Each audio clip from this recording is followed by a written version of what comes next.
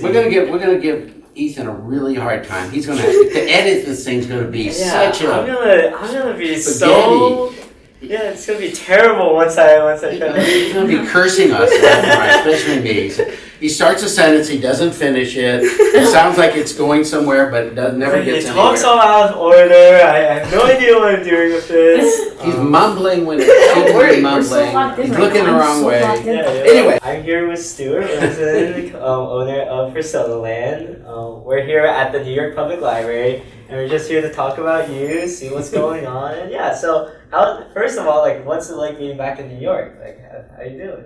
Well, I love being in New York. We have an apartment still, so I'm back and forth. I'm here about every other week for a couple of days. We have 2 elderly cats, so it's hard to get cat care for them. So I can only go away for a couple of days. But yeah, I love New York. New York's the energy's great. I was in Central Park yesterday. Yeah. The flowers were coming out. They don't. I'm in Connecticut, and the flowers haven't come out yet. We went to the Met. There's an amazing show of this guy named Caspar David Friedrich, a German, somewhat landscape but luminous painter from the early 1800s. Where did you grow up? How was childhood like? From ages 4 to 8. Let's say that early childhood. Who was Stewart back then? Oh, okay. That's a good question. Yeah. I was born in Durham, North Carolina. Okay. But my parents were part gypsy, I think, because they loved to move around. So I lived in very early age. We moved to Florida, to Melbourne, Cocoa Beach, near the beach. So I became a beach kid. Okay. And I was a real beach kid. And then they moved to Fort Lauderdale. The idea of putting on shoes was I only put on shoes to go to school. I remember that. I remember my feet were like leather pads or something. I remember pulling a piece of glass out of my foot, and it was like, oh, there's a piece of glass in my foot. Oh. And it was kind of great because my parents weren't around a lot, so I sort of grew up on my own. What did your parents do? My father had a clothing store. Okay. So, they were away, and my mother was a performer, and she always was in local performances, regional theater and stuff. She loved to sing and stuff, so it was kind of always music in the air. But I grew up kind of wild, Nobody really was around to do things, to tell me what to do. No adults. I remember discovering, for instance, that these tadpoles that I collected started sprouting legs, and that was. And I would collect, chameleons. And first time I grabbed a chameleon by its tail, and the tail came off, was like magic. They actually do that as a defense mechanism. When they get scared, they could just abandon it and they grow back. I know, but for a 4-year-old finding that out and sort of trying to figure that out, I wouldn't go to my parents. And in those days, there wasn't Google or anything. You just went, wow, nature is kind of magical. So I was growing up with this magical kind of thinking and just wild living, which I think I'm still embracing. I'm still a 4-year-old, really. My body ages, but my spirit is really, not only doesn't age, but it's like Picasso, I think, said that you need to get back to your childhood to really make your art. So that kind of freedom, that kind of purity of spirit is really something I have a lot of respect for. And actually, if you see me around 4-year-olds, we're kind of tight. We're very tight. Yeah. Because imagination has always been a very much part of my life. There's what you see, but what you imagine can be so much better. Or you can play with what's there. All of a sudden the rug becomes there. Shark infected. Water, and you have to jump from couch to couch to keep from losing your legs and stuff, things like that. So that's the way I was sort of brought up. Now, I'm going to throw out a bunch of stuff. When I was very young, about 5 years old, I got rheumatic fever, and I was bedridden, almost died. They in those days they just didn't have a handle on it, and they packed me in ice, and I was bedridden for a long time. So I was kind of confined where they would, if I wanted to go to the bathroom, they had to pick me up and carry me to the bathroom. My heart was so weak. But then at some point, I grew out of that. And then when they finally said, oh, you're okay, you can start walking again, and then you can start running again, it was kind of like getting out of a cage for a certain period of time. And so that also, I think, is a very big motivator. I think things that happen when you're really young that are very seminal in terms of the way you sort of find yourself and think of yourself. And I've always been making stuff, imagining things, bottle caps or broken playing cards would always turn into, things to play with, or I would make scenes out of taking a rug and sticking books underneath it to create landscapes and put things on top of that. I bring this up because the personas, which we'll eventually we'll start talking about, is really about getting out of this dimension and realizing that there's other dimensions you can imagine. And now in the 21st century, not only can you imagine it, but you can manifest it. As a kid, you're creative, you're out exploring the world. And then before we get to college, how was your teenage years, going up to high school? And I saw that was it growing up in Florida? Was it And then they moved back to North Carolina. Back to North Carolina. They moved back to North Carolina. Okay, so tell us a little more. And then, in fact, in my high school years, I was in 3 different high schools in 3 years. What was the effect of that? It was kind of crazy. I think it was, I was always kind of being an art kid, I don't know if being an art kid, you're kind of off to the side. You're not the cool kid. You're not the, you don't have money. You don't have all the clothes or the car or your hair doesn't really work the way it's supposed to work, and you don't have the right eye color or whatever. You're just not it. So you sort of isolate and make your art, and sometimes you'll congregate with other kids that are also kind of off to the side in that table by themselves and imagining things. So I would say my high school years was kind of quiet. I was sort of studious. My parents responded to that well. If you gave them the grades, they would leave you alone. They'd leave you alone. So you get the grades, and you made some art. I was making art. Oh yeah, what type of art were you making at this time?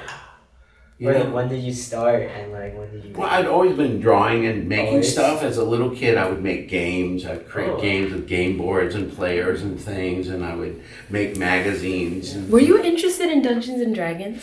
No, that was before. I'm a little older, so they didn't have Dungeons and Dragons. Oh, so no Dungeons and Dragons. So I was they had Mad Magazine, which was a really funny little thing. So I would make my own Mad magazines. I'd take pictures out of magazines and cut them out, and then just add drawings around them and have them say really silly things that I guess I thought was funny and interesting. And so I was always creating stuff. I was always kind of making stuff happen.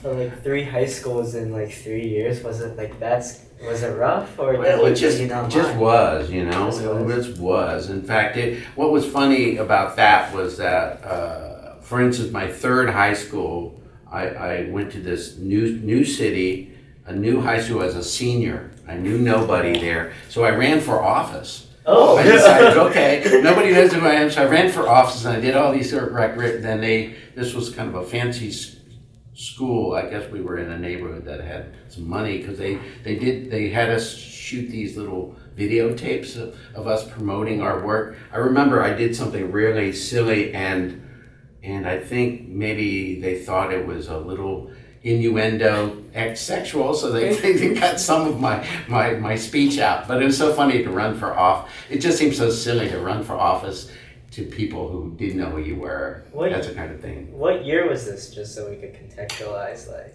1971. Oh, so you grew up 60s, 70s? Yeah, 60s and 70s, the Beatles and things like that, and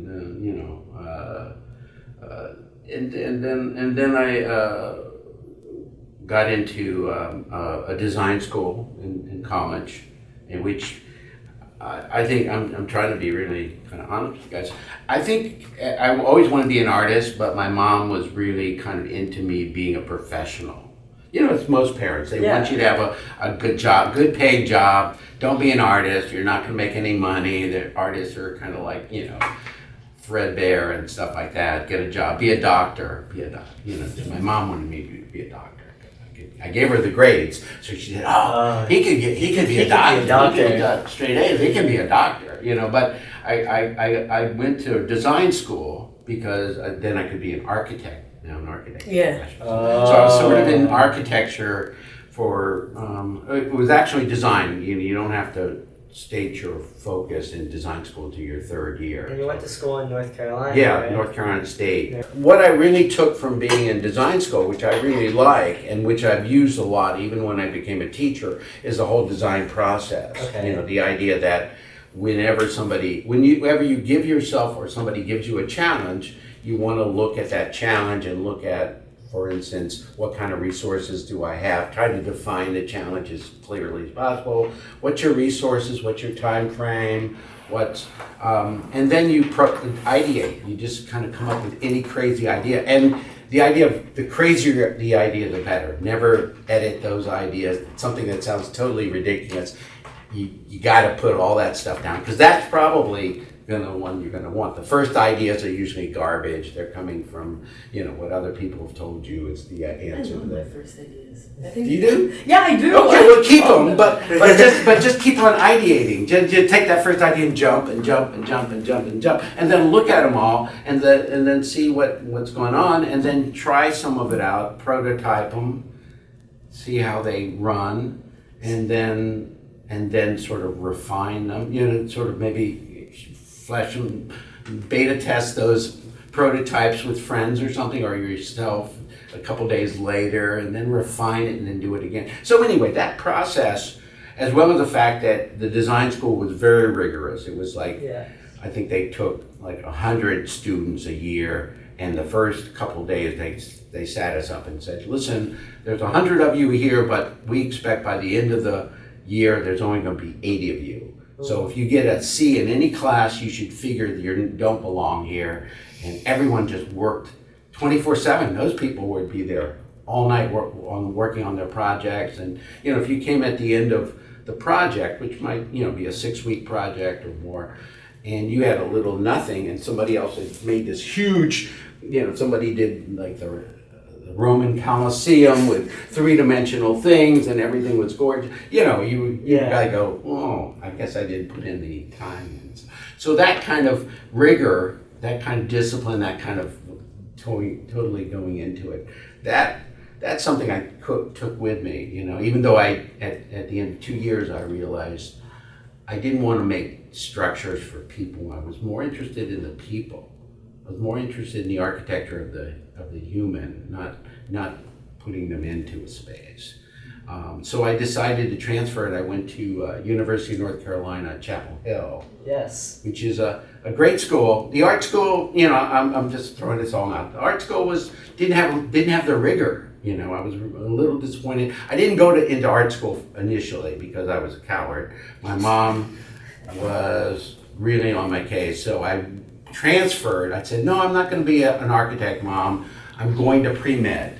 So I entered Chapel Hill in pre-med, took took all the pre-med classes, did well with them, but when I was dissecting this frog, I sort of started having the frog talk back to me, and I was doing all this kind of funny thing, and I looked around the room and I said, you know what, I don't belong here, and so I finally just told them, I said, I need to go to the art school.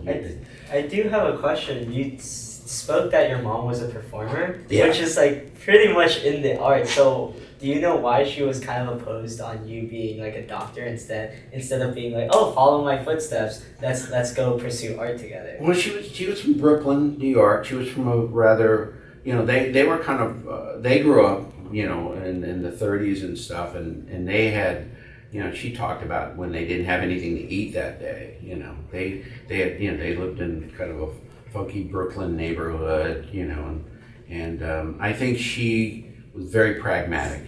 She was always the one taking us to the doctor and dentist. My dad was much more the romantic kind of guy.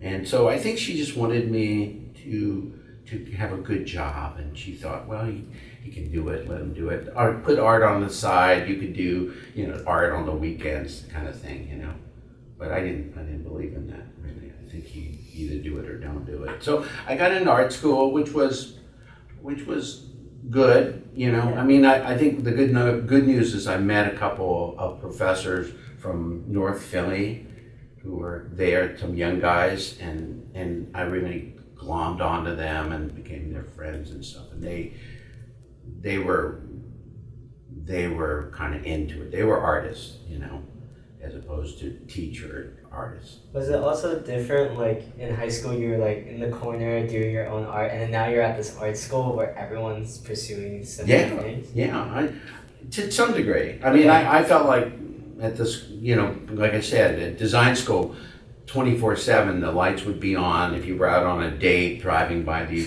design school and you saw the lights on, you were going, well, maybe I shouldn't be on this date. I should really be working because I know all these other people are working, So, but when I went to art school, like 5 o'clock at night, everyone left. And I would be all by myself in the studio, print studio. I was going, why are people leaving? Why are people just taking it? They weren't like into it that way. So I just worked all night. I ended up moving to a dorm that was right next to the art school, so I could just stay up all night and then just drag my body home and crash and then go. But yeah, so it was, I became a printmaker, right? I'm bringing all this stuff up because I was a very impulsive artist. Okay. I would just like, a lot of energy, done. It's like quick and done. It's like do it in 5 minutes, do it in 10 minutes, kind of thing. Where printmaking, it takes you days. So why did you choose printmaking when you were such an impulsive artist? I wanted to put a discipline on myself. Oh, it was like a let's chill out. So I would do this. I do a stone litho, and I do the drawing, and I might do the drawing in a half an hour, but then it would take another.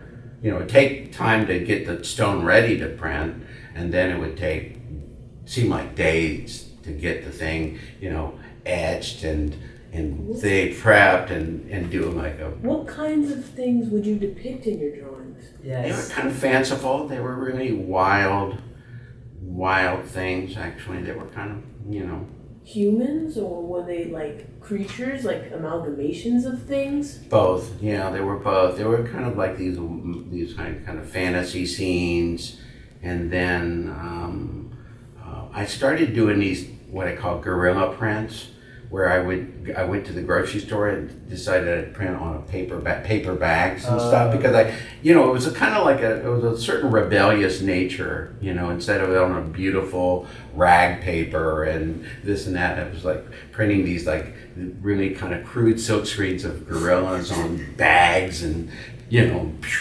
so it was I think it was just exploring that way. Yeah, were you able to experiment a lot while you were in art school, or did you have like a defined style or a defined thing that you wanted to do that you just kept accelerating?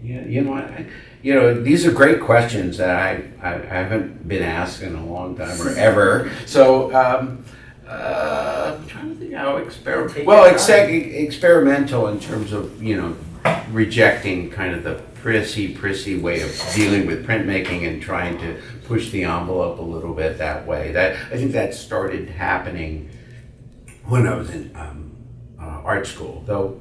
I think the prints that I made were okay. I don't know. I don't think about that time too much, though. There was some fanciful, imaginative image making that I would make using the materials for sure. How are people engaging with your creativity? Like when they would see your art, what would their response be? Like from your art students, from your teachers, and then also from like your friends who didn't do art, if you I don't know how much I shared. I remember one of my teachers was kind of impressed with my drawing skills. I remember him calling me a draftsman, which I didn't understand what that meant, but I do now. That's somebody who just knows how to handle the materials in a kind of a deep way, you know. Sometimes, you know, when I draw now, I go, oh yeah, he was right. I draftsman. You know, I can do exactly what I want, and I can get into a whole different levels of mark making, for instance, that are very subtle, but really are telling. You know, and when I look at somebody else's work, I can sort of pick that out. Like I said, I went to see the show at the Met yesterday, and the ink washes were just, I mean, the technique of the old wazoo. Yeah, that's something I could relate, because like I have a lot of friends who go to Rhode Island School of Design, Yes. and they create beautiful things. And I'm just like like it's cool, like it's amazing, and it's like such a reflection of themselves. Like in the end, like I don't think I'm the person to like respond properly to it, or be like critique it, like, oh, this brush stroke is like weird, this print is like a little off. So I love art critique. I love art critique. It's so much fun. I'm a writer. Oh, great. So I like. And yeah, you know, and it's interesting too, because if you ask artists about their work, sometimes you don't get much back. So you got like a Warhol kind of like non-answer, because it's hard to articulate what you're doing, and if you're doing it well, you probably don't know what you're doing. That's kind of, if you know what you're doing, then you're probably just rehashing where you've been and not where you should be going, I think. You know, it's kind of like, I feel best when I sort of find myself, I use the paradigm of a path. I'm on a journey. Each piece of artwork is a stepping stone to that journey, but like, you know, do you look back at where you've been? Not if you're really into it. You're looking forward to trying to make that next step, which theoretically you don't even know where you're going. You know, you just have to have faith. So it's kind of a faith process. I think doing art the way at least the way I do it, it's like, I don't know where I'm going. I don't know what I'll be doing. I don't know what I'll be doing, you know, 6 months from now. I'm doing a whole series of work now that if you'd asked me a year ago, I would have laughed at you and said, I'd never do that. That's not me. That's has no relation to what I'm doing. And now I'm kind of embedded in it. So again, it's just kind of letting go and being part of that process. That's really important. And it feels good too. It's, you know, you need to sort of connect to yourself. If it's something feels good, it's sort of like making you tingle in a way, making you kind of like, then it's probably, you're probably on the path. You know, it's kind of like, am I on the path? Am I not on the path? I think that's, you know, that's kind of, and I think being sort of saying, you know, being the artist, which we're all artists, we're all on a path. You know, you're on a path, you're all on a different path. You know, you might use a different medium. You know, it doesn't have to, you know, it doesn't need to go into a museum or gallery or put up on a wall or be in a book to be valid. In fact, sometimes, you know, I have a very broad sense of artists. You know, and maybe that's from when I was a teacher. I felt like every one of my students had something very unique, had a very unique voice. And my job was just to, one, give them confidence to investigate that and not shy away from it. Even if it could be painful, sometimes that painful part is really very valid too and very needed and will give whatever you have to express a real power, you know. You know, it's like honesty, that trying to be honest. Trying to be honest is not easy. You know, it's really a lifelong process, and sure, you have the techniques. You build your techniques up. You find mediums that fit with how you want to express. But that you know. But to me, I've seen a lot of artwork. I've seen a lot of artwork that technically is amazing, but doesn't speak to me at all. I feel like that person did not commit any honesty to me, didn't, you know, decided they would show off their technique and use that to run with, which in some circles that's all that people look at. You know, to me, I don't look at that at all. I'd rather have somebody whose technical skills aren't quite there, but they're spiritual, you know, their expressive skills are kicking my butt.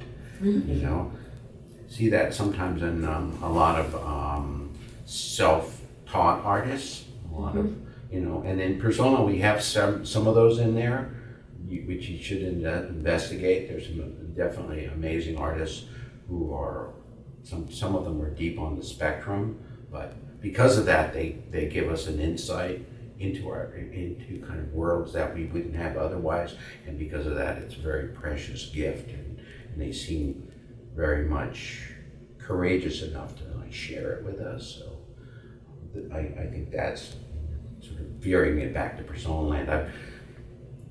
Yeah, and there's some artists that when I first interviewed them, I didn't know about their back. I just liked to work and stuff, and then when they started telling me about how they do the work, I won't name a name, just whatever, but I interviewed one artist, and it turned out she's bipolar, and she talked to her therapist, and she decided she'd let that other part of her out. You know, what she hears, not hide it, but use it actually as part of her art and that work. It's just like, wow, you know, like she said she sometimes during COVID, her husband would leave the apartment, she would fear that he wouldn't come back.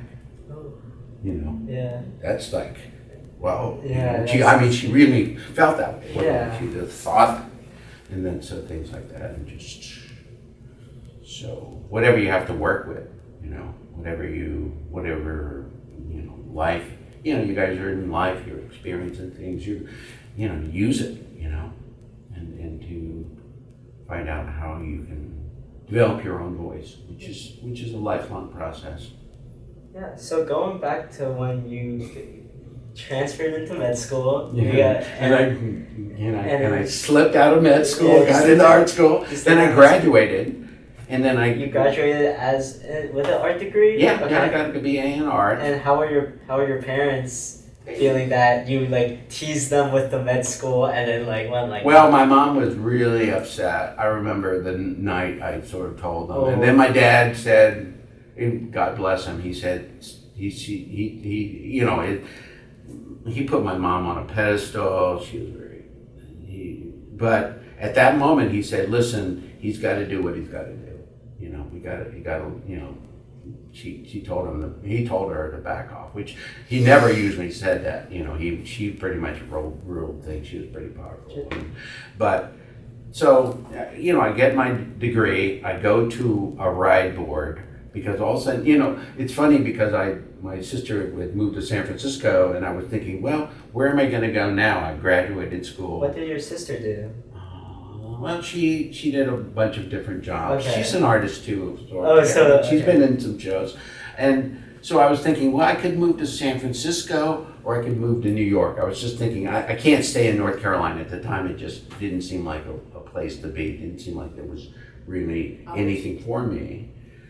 But I knew, even at that young age, I knew that if I went to New York, it would be rough. If I went to San Francisco, it would be comfortable. You know, everyone seemed to be getting a good time. The weather was great. Everyone's like chilling. But I knew that if I wanted to really be an artist, I need to go to New York. Was this in the 80s or? This was 1975. Oh, okay, so mid-70s. So I looked on a ride board. Somebody was driving to New York City, and I didn't know who they were, and I got a ride.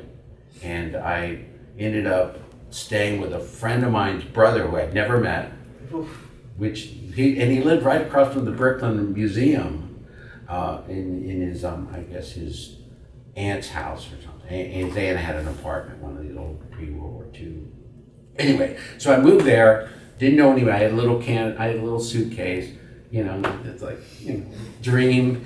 I'm gonna be an artist. I'm gonna, you know, imagining, you know, getting a loft and doing paintings and going to see other people doing paintings and stuff like that. I don't know, you know, that kind of artist dream, right? Mm-hmm. And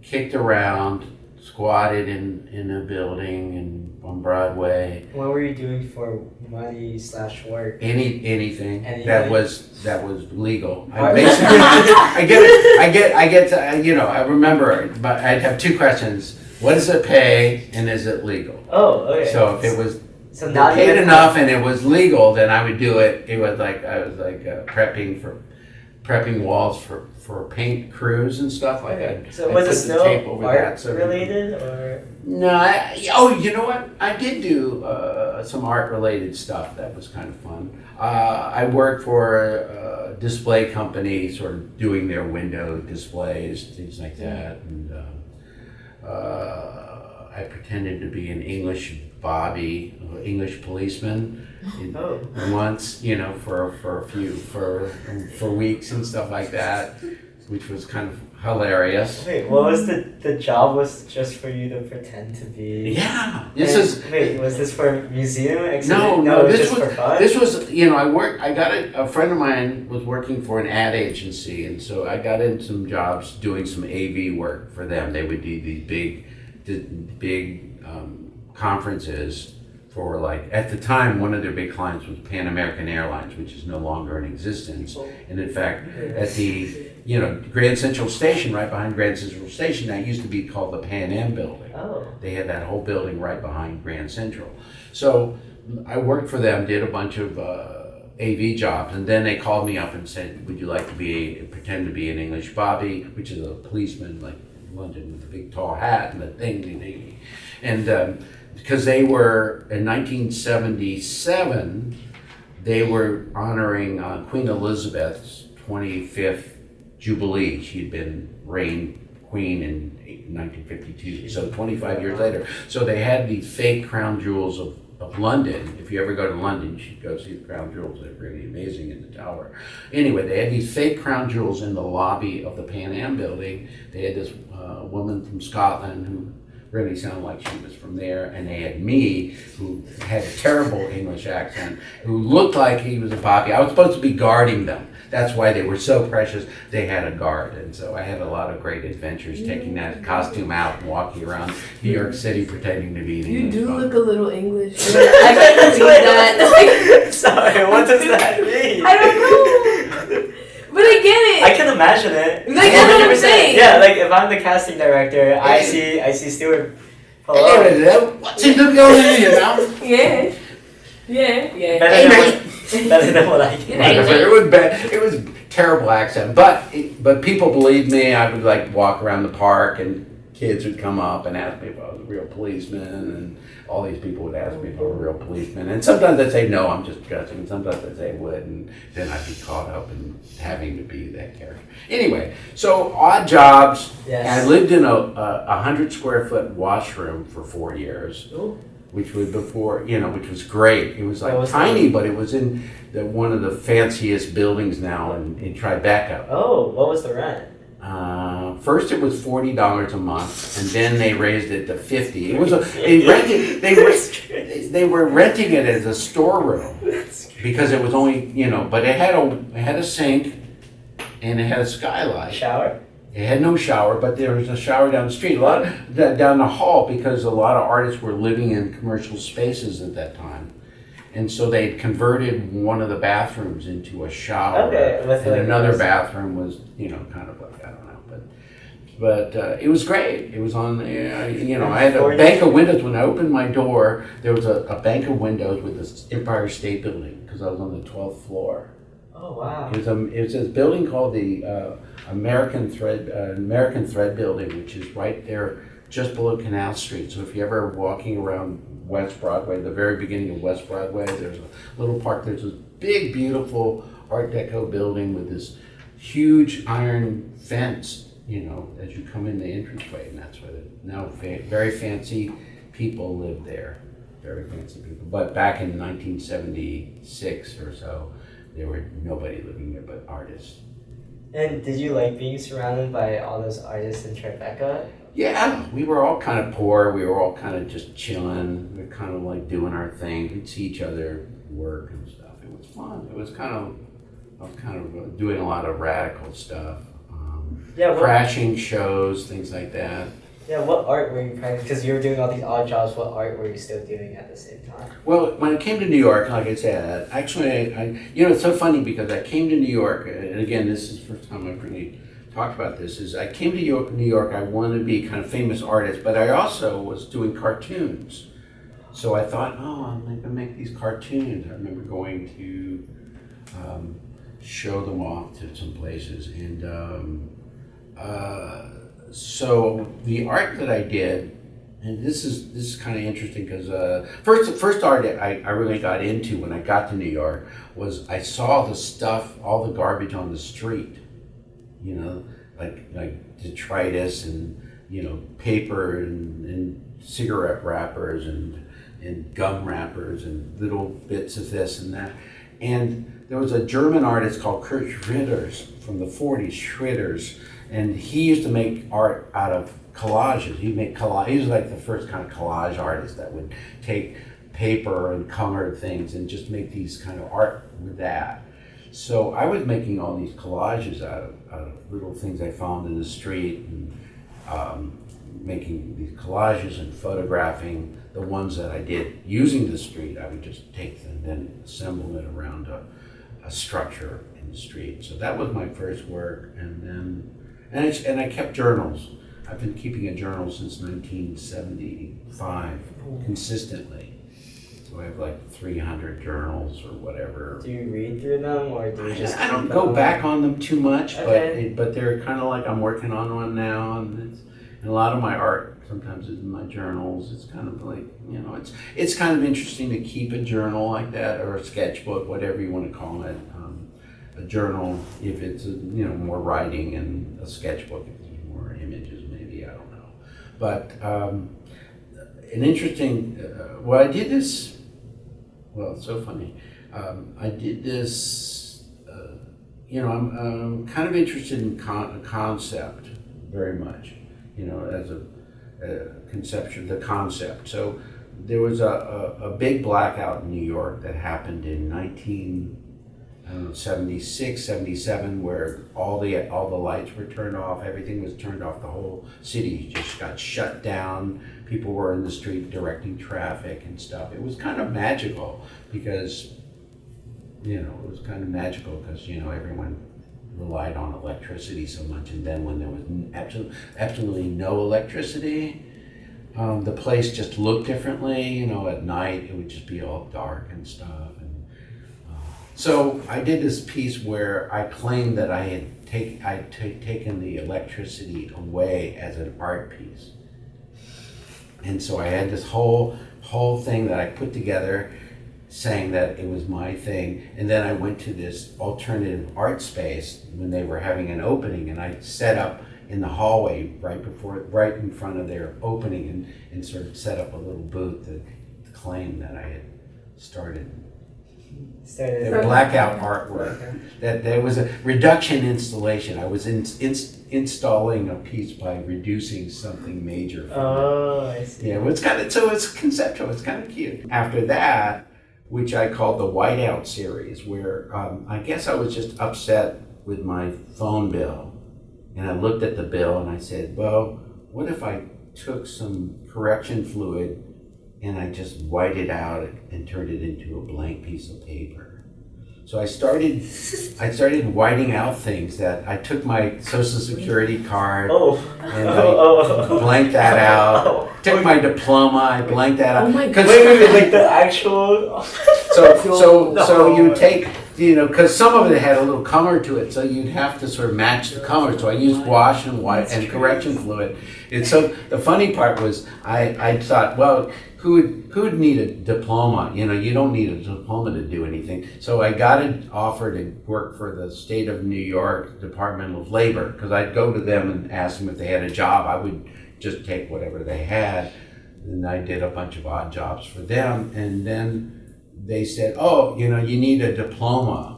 So I remember going into this office, and this man asked to see my diploma, and I had this blank thing, and I said, well, if you look at it from the side, you can see it, because you can still read it, because the whiteout will be different than the paper.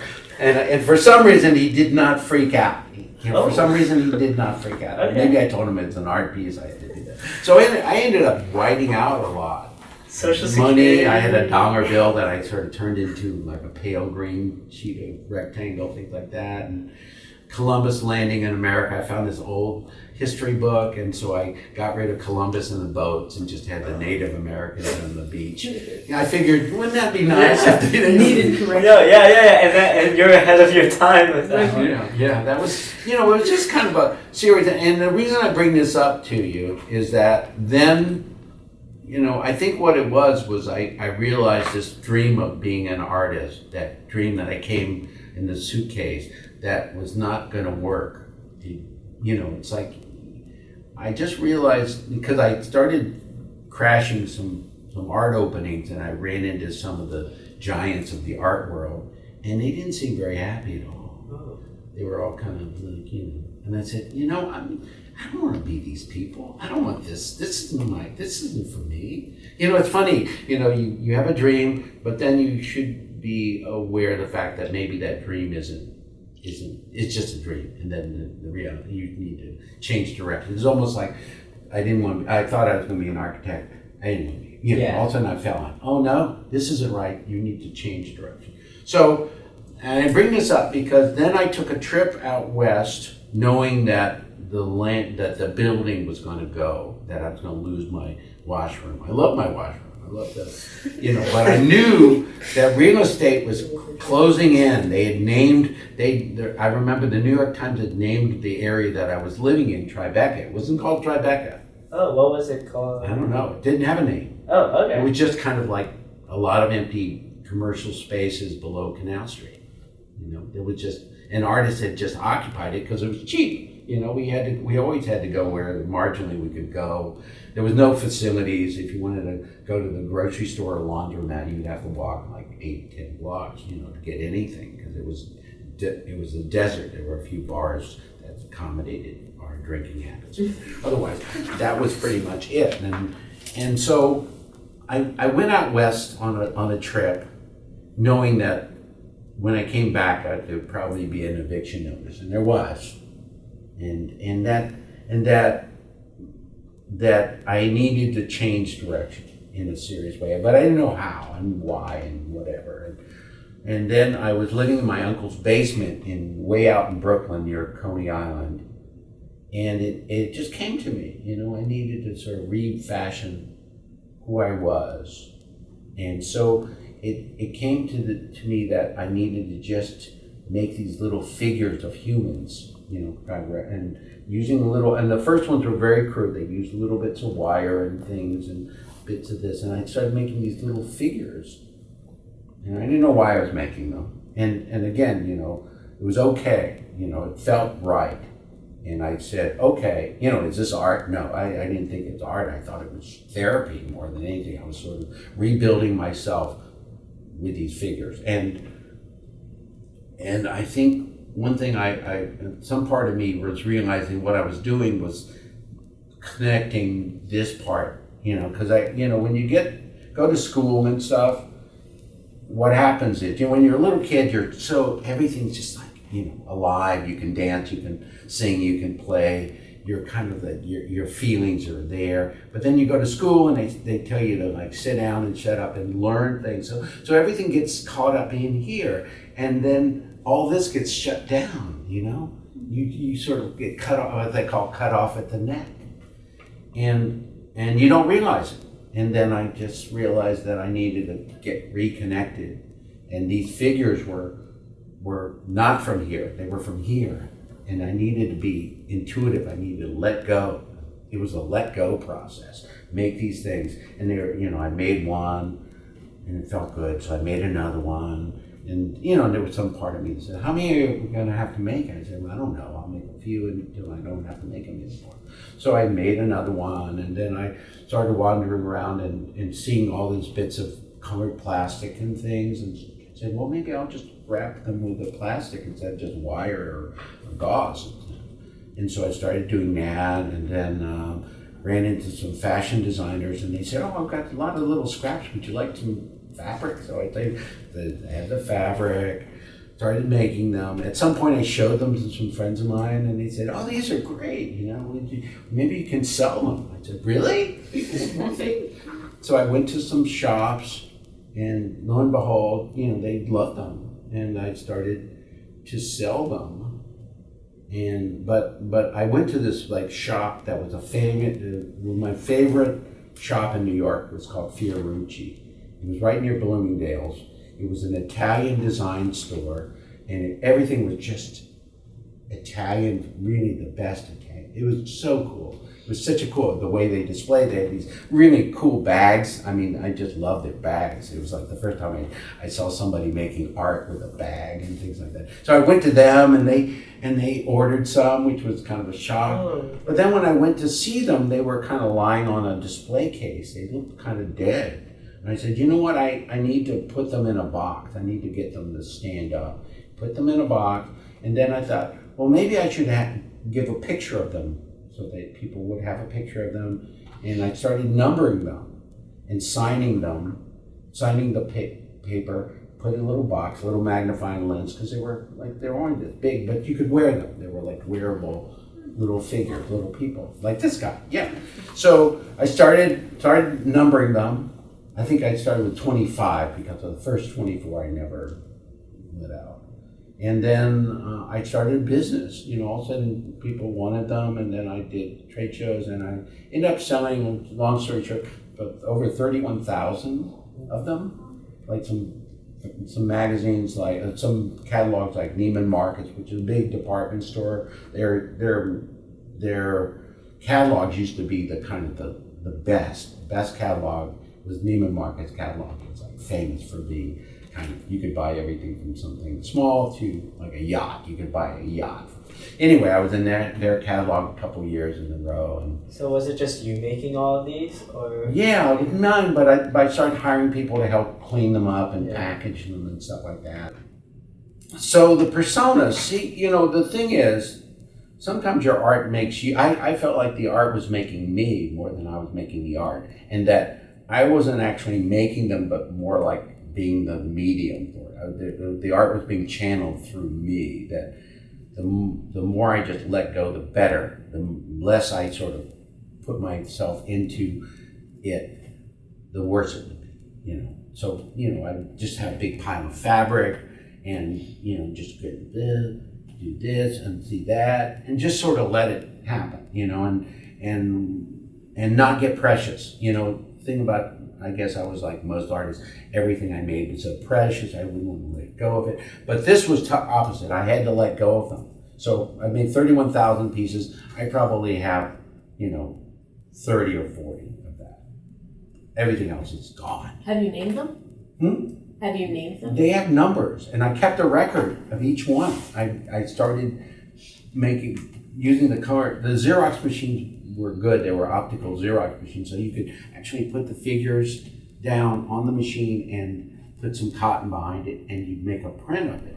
And then I would make one copy I'd cut up and put in the boxes with the figure, and then sign and number them. Then I would have this master sheet which had all the numbers. So I actually have a picture of everyone I've made.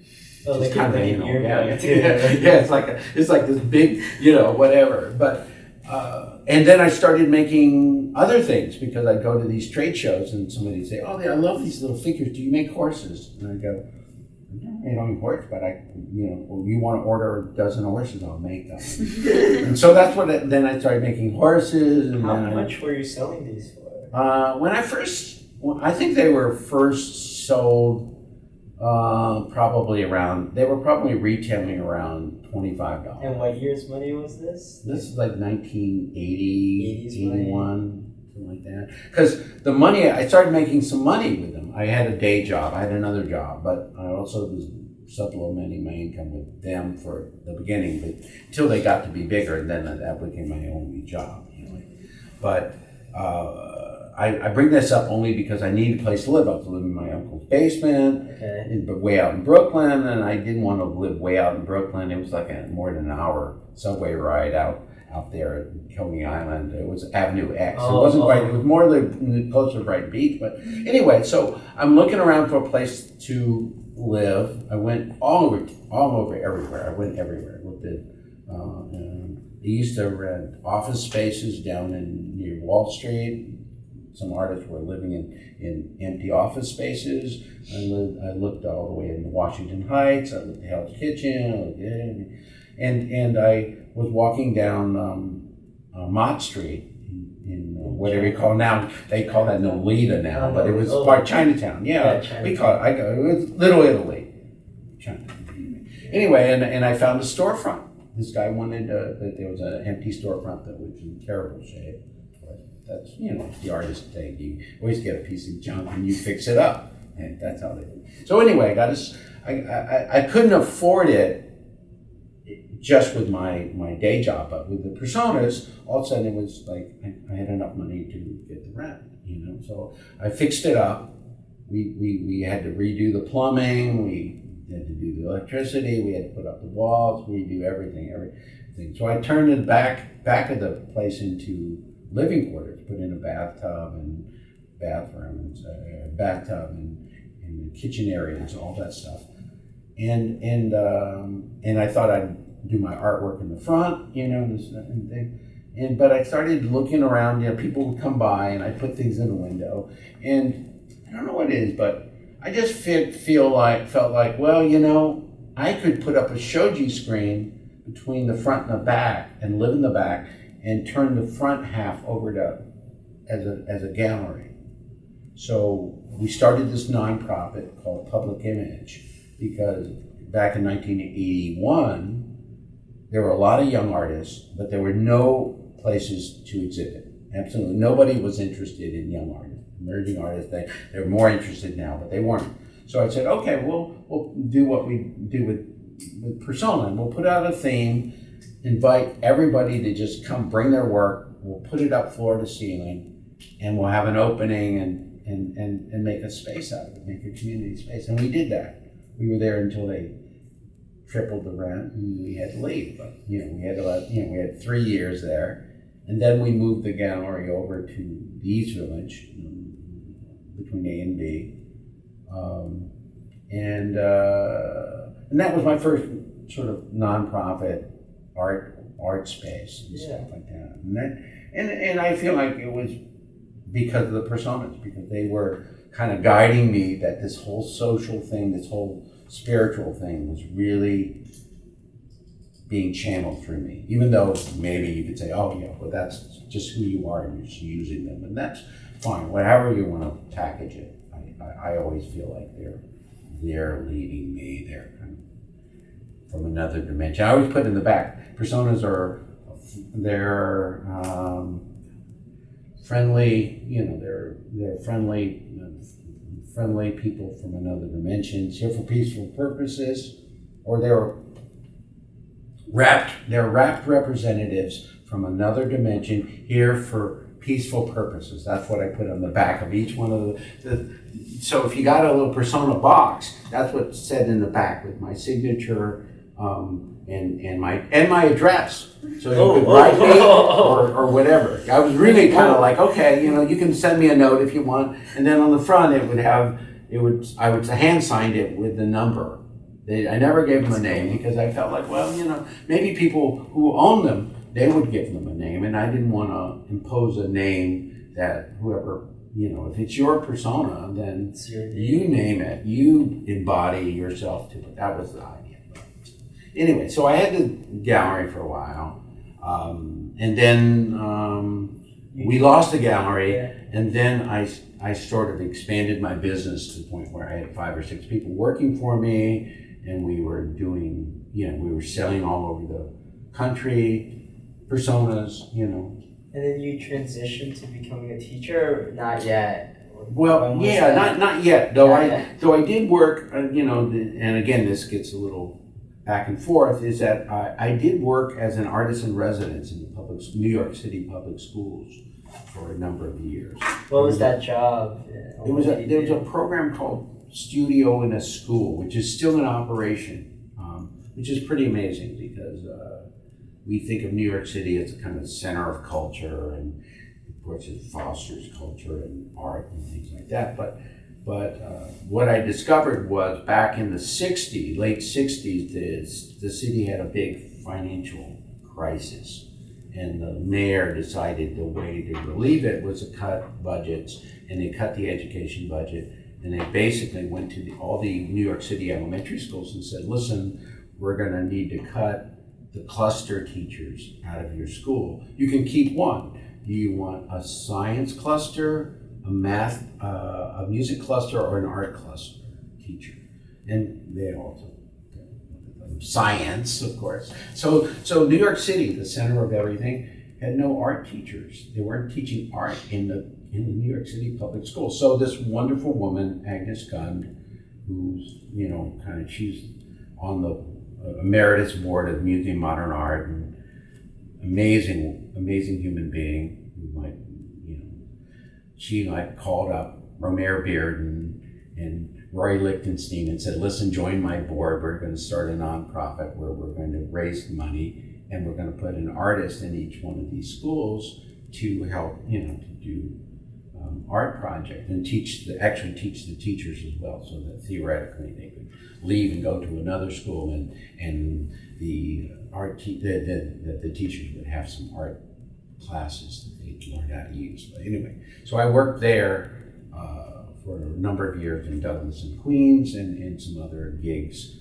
around other places. Other schools would call me up and say, would you like to do a project here at Chelsea, or would you like to do a project in Astoria? I did a gig. So anyway, I did some teaching before that. That was my first experience, the idea of teaching. I taught K-6 in those days. It was K-6. I really enjoyed it. I really loved working with the kids. I learned a lot about teaching and teaching art and doing things with them from an artist perspective, which was actually kind of cool, because artists bring kind of a little different energy than a teacher. One going through the teaching thing somewhat, and then so. What happened was I was running my business.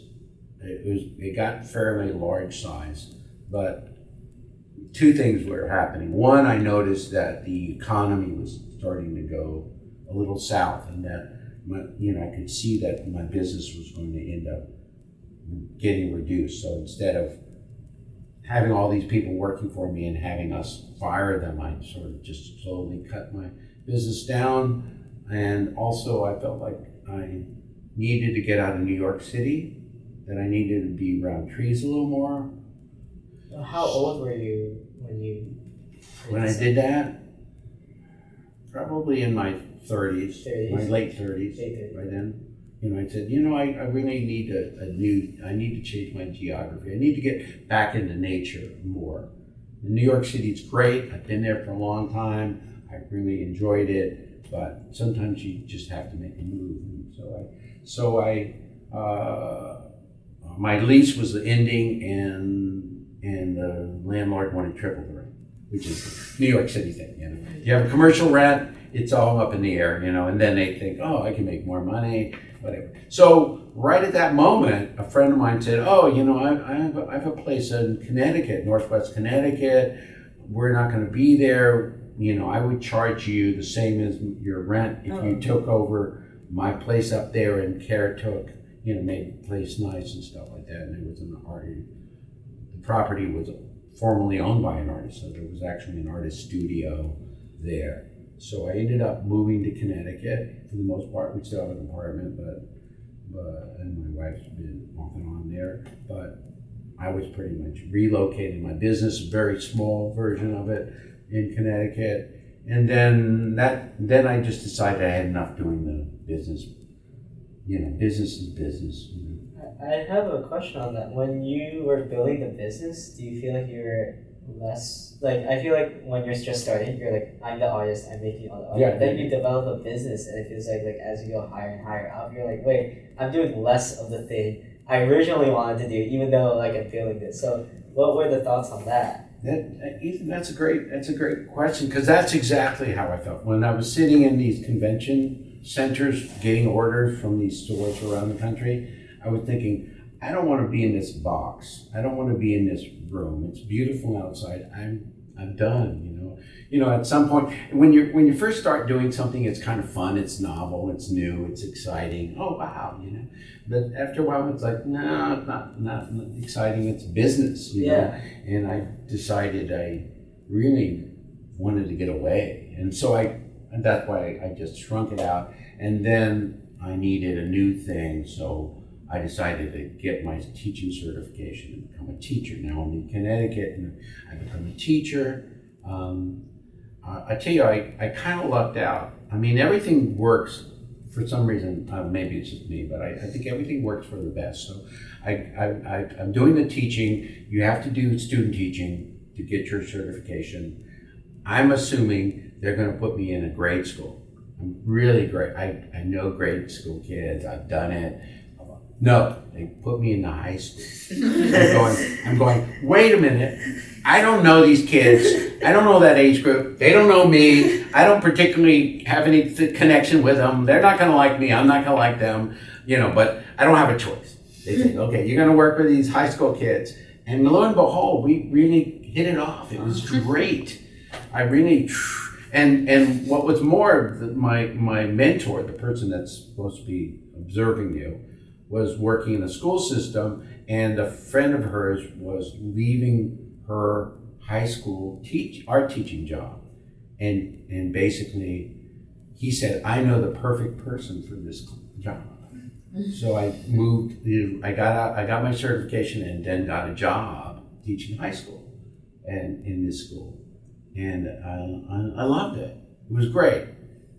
But it turned into a part-time job. I just went over a couple years. It got shrunk, and it was a little far away from it was like 40 miles from my house. Okay. So it was like 40 miles each way every day. And it got to a point where the part-time, it was so part-time that I really wasn't making any money if you put in the gas money and stuff like that time. So all of a sudden a job opened up in middle school. And it's like, when I was getting my certification, half the lectures were about how to deal with middle school. Because middle school is supposed to be like the hell, it's kind of like the kids are getting a hormone, they're all bouncing off the walls, blah, blah, blah, and so it's like, oh. And I said, okay, I'll take it. It's full time, and I love middle school. Actually, I think middle school is the best. What was the difference in the transition between high school and middle school? Well, the thing about the couple things that are different. High school, I got people who wanted to sign up. You have to sign up for it. It's a year class. So you get, for the most part, people that really want to do drawing and painting or whatever. And I started a sculpture class because they didn't have sculpture. This was a very nice school district. And I said, what do you mean you don't have 3D art? And they said, we have ceramics. I said, ceramics is not 3D art. It's great. I love it. Some kids could really love to make things, but some kids, So I did sculpture. I started a design class because I said, you know what? There's a lot of great jobs in design. You talk about RISD. Yeah. I mean, these kids aren't getting prepared for that kind of mental kind of opportunity, fashion design, product design. Those things are amazing. They're, they mean not art, but they're, we can't live without them. You guys are dressed up and shirts and everything. Everything's been designed. Somebody choose. It's amazing. So I started a design class there, drawing painting. I did drawing painting, AP art, blah, blah, blah. And it was great. But middle school is different because the kids, I saw everybody. I didn't see just the kids that wanted to be there. I saw all the kids that did not want to be there. I saw all the kids who didn't think they had any talent whatsoever. And to me, as an artist, I felt like, everybody's got something to say. And in fact, some of those kids that were the most misbehaving, kind of high energy ADHD kids, had some really interesting perspectives that I thought that the other kids should really glom onto. I thought the girl that makes these tight little drawings of horses and stuff should really see that kid that was like doing this and ripping up the paper, because those kind of marks are powerful marks, Maybe if you add a little more powerful marks in your drawing, it would really add a quality. Don't get so tight and careful about it. Look at that kid. And then when that kid saw his work being put up, it was like the kid was like,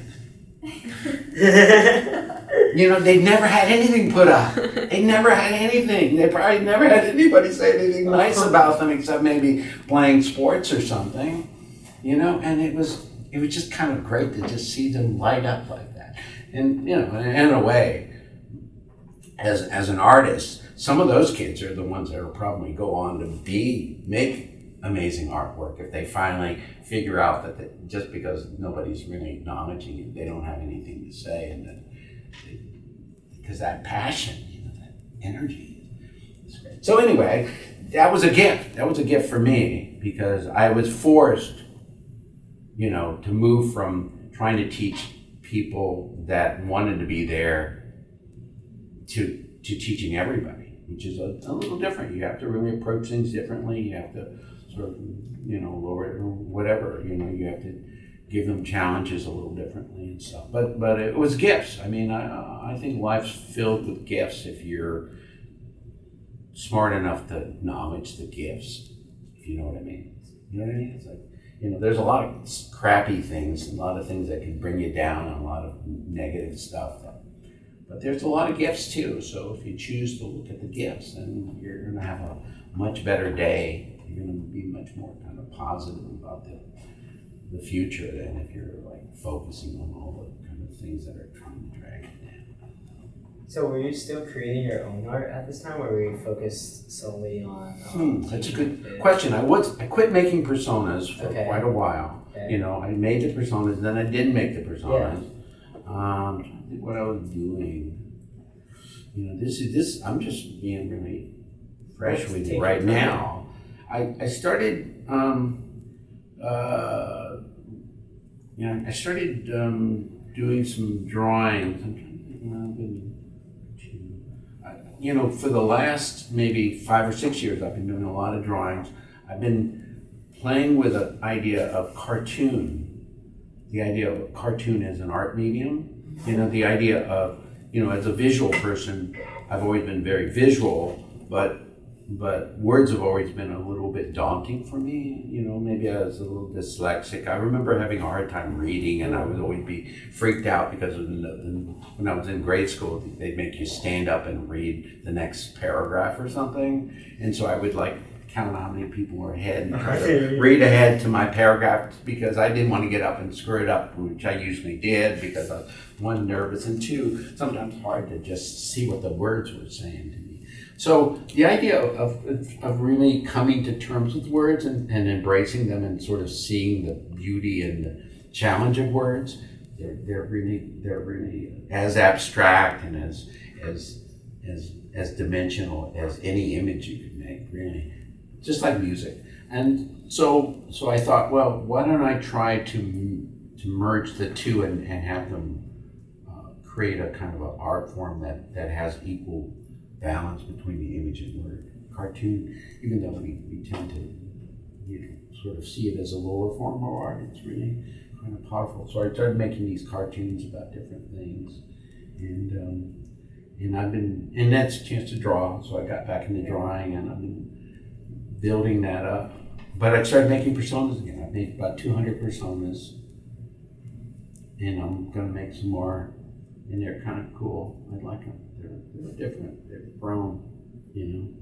And so that's what I'm doing. I'm doing personas and I'm doing images, and potentially I'm going to go and sort of play around with the virtuality of the personas. If you notice, the personas are, and this sort of goes back to Personaland, really, is that I near the end of my teaching,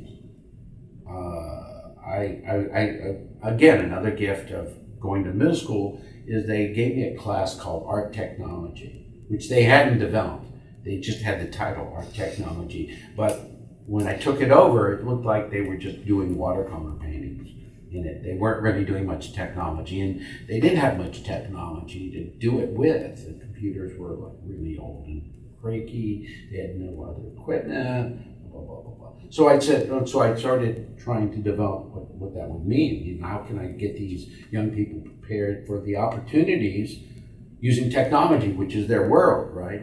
And I discovered that even though they are consumers of technology, they weren't producers of technology, and they didn't like, I would assume everyone knew how to do Photoshop. No, just kind of handful of people, things like that. And brought in 3D printers and scanners, and brought in people I knew who were actually working 3D game designers to come in and talk about their process, and we do they'd have a challenge creating a game character just the way you would make it if you were working for a company creating game character, you do a front and a side and a back so that the modeler can turn it into the turnaround. Turnarounds, exactly. So the kids would do turnarounds, and then to satisfy the administration, I'd have them write up a story about their character.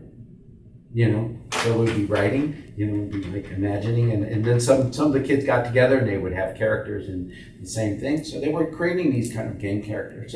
So I was really getting caught up in the idea of technology and what technology could do. I mean, and again, as we're into the 21st century, we're still kind of into it. It's just the 20s.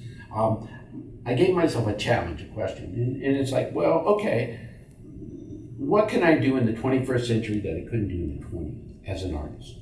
How could I use those tools in such a way to reach an audience, people, in a much more intimate, interactive way than I could have done in the 20th century? It's just kind of like, that was a challenge. So it's like, okay, what does that mean? Well, how can I do that? And so I thought about it, and I went to like every meetup, every workshop, every conference in New York City, I'd take off on that I could. And I was learning all about AR, VR, Unity, game engines, and all that stuff. And then I met this guy, a young guy, who was a 3D game designer, and I said, would you like to work with me? I have these sculptures. Could you translate this sculpture into a character and rig it? And he said, yeah, okay. So we started working together. I gave him a couple of figures. He turned them into 3D. And then I met this guy who was like the head of I think it's NYU Media Lab. And anyway, I met this head guy, and I said, oh, blah, blah, blah, can you get me into their mocap studios? And he got me into the mocap studios. It's kind of amazing. I don't know if you've ever seen a mocap studio. It's got like, maybe it's changed since then, but it has like a whole ring of cameras, like 60 cameras, all over the way. It's bigger, a little bigger than this room, and then it's all gridded out, and they put you in this rubber suit with these little dots all over you. And then then I'd spend about 6 hours walking and dancing and doing all sorts of things, and they would record it in 3D. And then the character that's built is built on a standard human rig that has all the little corresponding dots. So basically everything you're doing, that character can do. And that's kind of trippy, I think. And so, that whole world, I haven't really delved into it as deeply as I want to. In fact, Personaland is built on 3D. I mean, if you look at it, it's 2D, but actually that whole set, you could actually go around it, and you could, we had it on a game platform. You could walk around, you could go up the stairs to the hut and go inside and open the doors and stuff like that. But we just haven't gone there yet. But that potential is something I'm personally interested in exploring, because I think the idea of the personas, wouldn't it be kind of cool if you got to actually meet the personas in kind of a one-on-one way? But you could do that in VR. That all that potential is sitting there. You can build sets, you can build, build opportunities. So that's where, it's. But going back to Personaland, just the idea of bringing everyone together. We're talking about making it more 3D.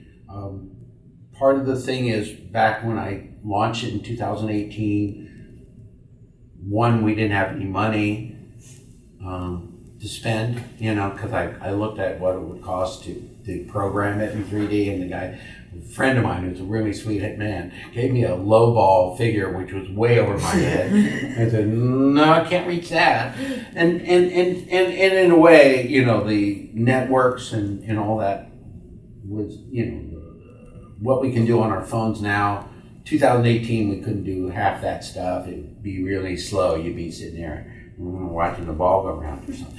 So as things progress, opportunities advance. So we're looking now in Personaland on making the gallery more like a 3D site where you can go through it and go and check it out and stuff like that. And we'll start to investigate some of the opportunities, the way in which we can make looking at art and making art and interacting with art much more exciting and hopefully rewarding. Sort of like I said before, using the technology for positive, kind of intimate ways, which I think would really be great, because again, we're kind of inundated with a lot of technological use that it's used for negative and make people angry or fearful and stuff like that, or against each other. And I think we need to push back on that as much as we can. It's not easy. I mean, the algorithms are against some. The algorithms are against, they don't really like nice. They don't like friendly. They don't like loving. They like hate, fear. That's what they feed off of. It's more reptilian. So we need to, but we can, and so it's just a question of reaching out and opening the door, fostering respect.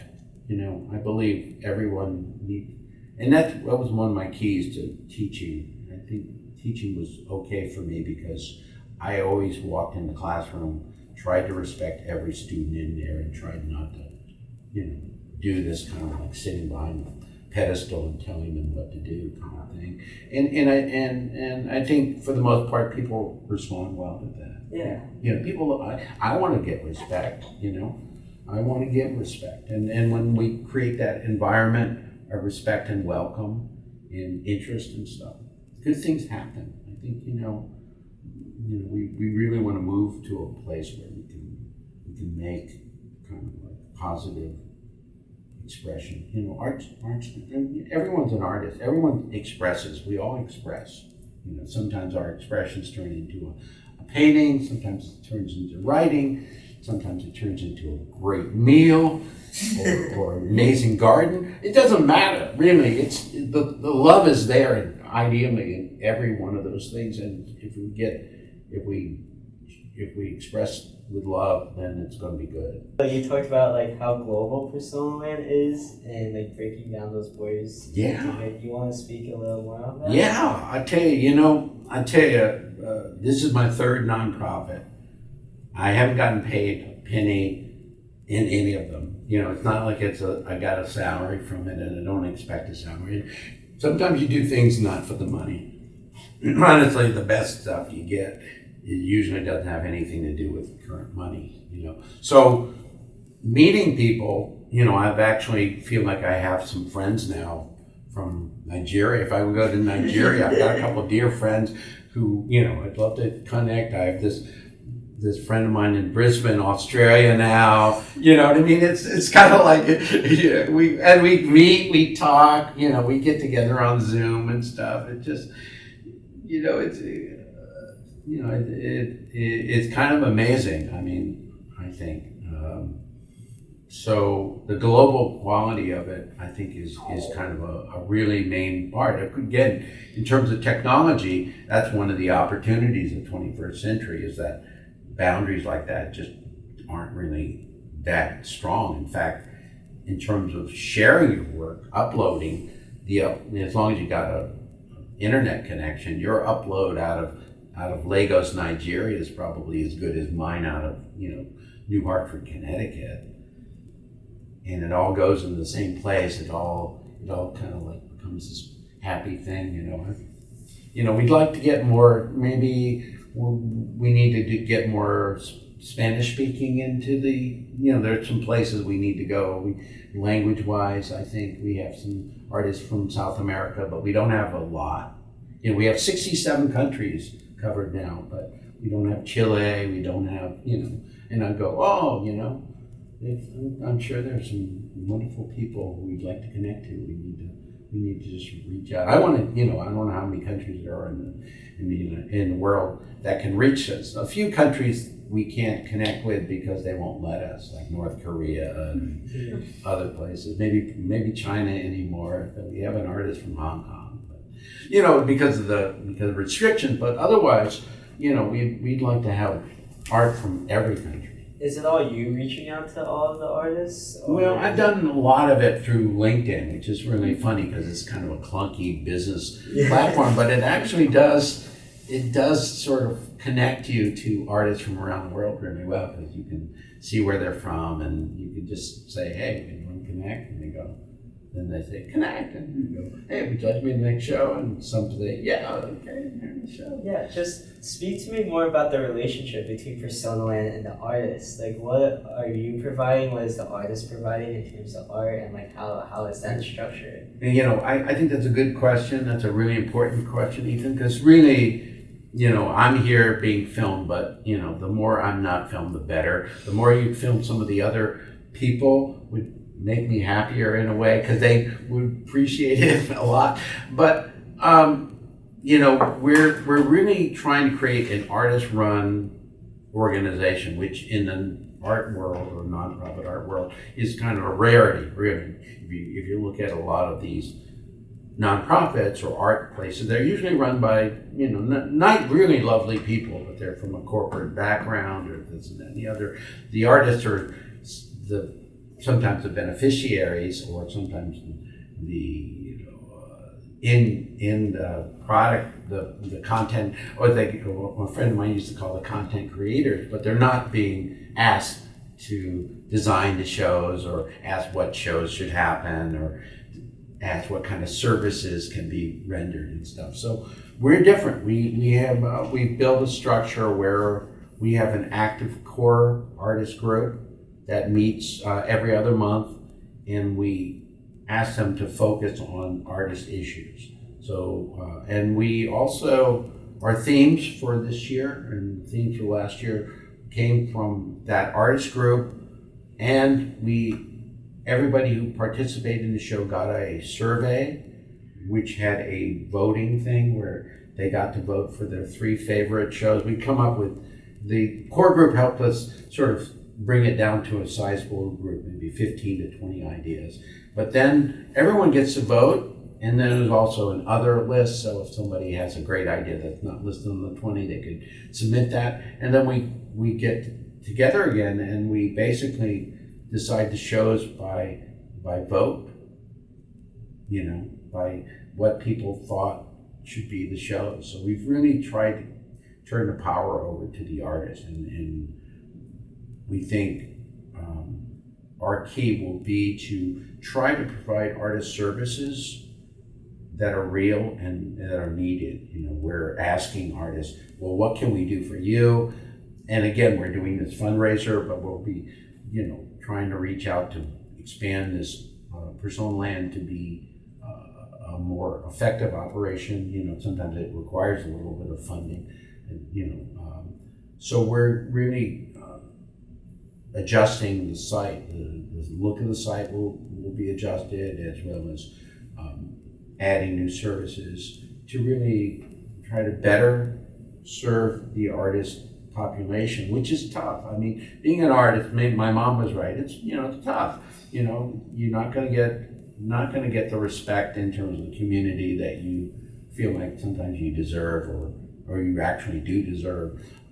And there's a lot of services that are just kind of hard pressed. I went to a print show fair last night, and there's a lot of great art, but it's for artists to make a living is tough go.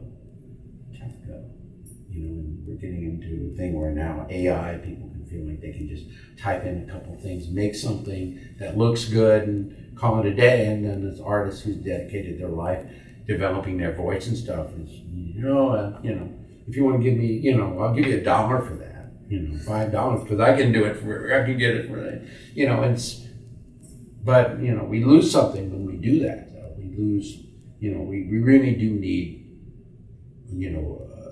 I go back into the community, I sort of see the world as a village, or a little, or wherever it's a village, and everybody is contributing to the village, and everybody who contributes is important. Whether you're the person that grows the crops, somebody who teaches the kids, somebody who bakes the bread, and in that village, you need the artist, you need the shaman, you need the person that sort of deals with that as well. No greater really, but no lesser. It's kind of like everybody pitches in, and everyone should be respected for what they do, I think. And I know it's kind of altruism. It's kind of soft and fuzzy, but that's just the way I feel about it. I feel like I think if artists, like myself, I just decided I had to do this. It wasn't like I ran away from anything else. I didn't, and in my case, I didn't feel like I could have been a doctor. I would have been a very good doctor, but I felt like I was on this planet. I was given all these resources, in terms of experiences and people and food and things, and that's my job. That's my purpose. That's why I'm here. And when we sort of feel that this is what I'm doing, that's it.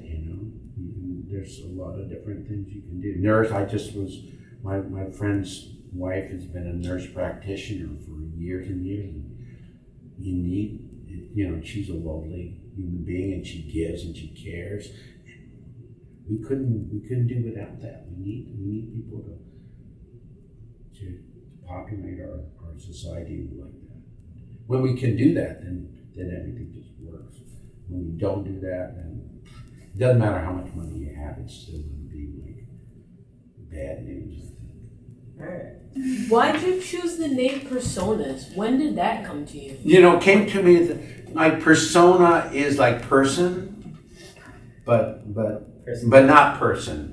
Persona. It's and I didn't over intellectualize it. I didn't think, because persona is also kind of a psychological term. It's kind of like your whatever your, I don't know. I'm not a psychologist. And you mentioned that you started making them before you got your teaching certification. Did you know what they were called when you first made them? Like when you first started, did you just make it and just, okay, I'm going to put this away for a bit, and then come back to it later and then call it the Personas? No, or did you always have the right name? When I started making them in my uncle's basement, my uncle and aunt's basement, I didn't know what I was doing. And at some point I just gave them a name and it just sort of came to me, persona, I don't know. I wasn't thinking of branding it that way. It just seemed like and then I didn't become a certified teacher for another decade or more, a couple of decades actually. So, it's very, I always feel like it's very intuitive. It's very much just letting things happen and sort of like letting it pop up to your brain, sort of kind of percolates up, and then you go, oh, okay, yes. Sometimes you have to listen not just from here, but from here.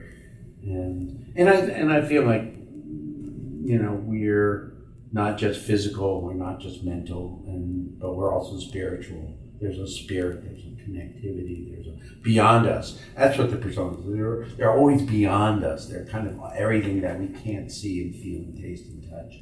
They're kind of,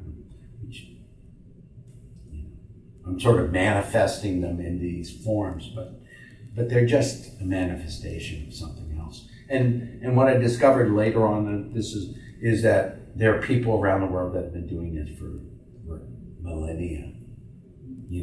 All of a sudden I discovered the Kachina dolls. There's like all sorts of gree that are made in Africa. Asia, India, they make these little things. Egypt's had these little ka dolls that went to in the tombs and stuff. So, people always manifest the ineffable, and so maybe that's what I was doing. I didn't know what I was doing. Of course, it sort of reflects back when I was a kid and used to play with stuff and imagine stuff. So yes, and I feel kind of. In fact, I heard that the Hopi really liked my personas a lot.